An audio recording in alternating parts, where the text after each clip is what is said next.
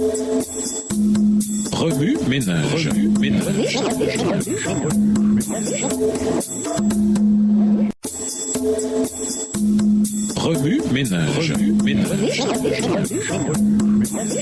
Bienvenue dans votre émission. Nous voilà à la leçon de lundi. Interpréter, un appel à servir. Il y a quelques années, j'ai visité un pays où mon père avait organisé des campagnes d'évangélisation. Après avoir écouté l'un de mes messages, quelques personnes m'ont rejoint à l'avant de l'auditorium. Une femme m'a dit « Vous ne vous souvenez pas de nous, mais c'est votre père qui nous a baptisés il y a plus de 40 ans. » Mon cœur a été profondément touché alors que ces aimables personnes me faisaient part de leur amour pour mon père. 40 ans auparavant, elles avaient assisté à un service de culte où Dieu les avait appelées. Leur vie entière avait été radicalement transformée parce qu'elles avaient répondu à cet appel de Dieu. Ésaïe 6 est un récit puissant de l'appel de Dieu à son serviteur alors qu'il était au temple en train de l'adorer. Notre autel de dévotion personnelle ne remplace pas l'adoration collective à l'église. Ne négligeons pas d'adorer Dieu avec nos frères et sœurs, d'autant plus que nous voyons s'approcher le jour du retour de Jésus. Hébreux 10, verset 25. Dieu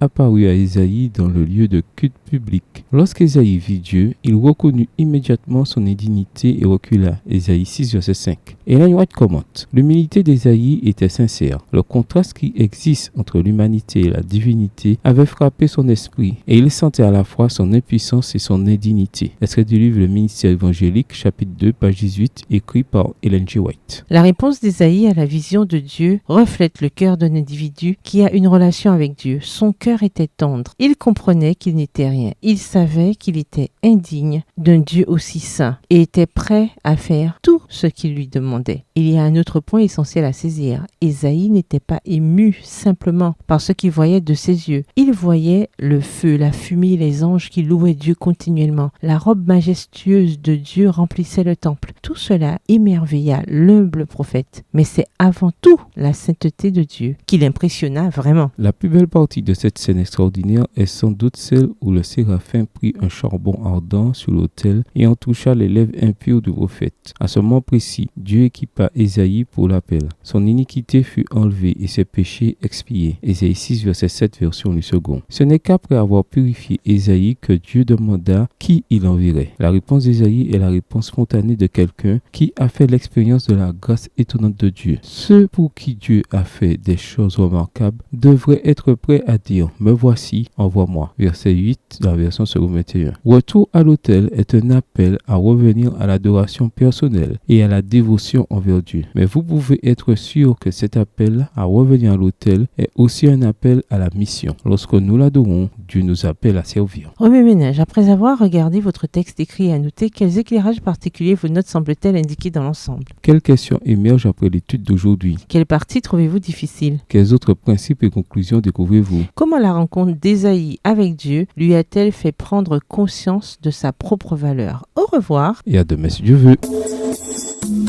Remue ménage. Remue ménage.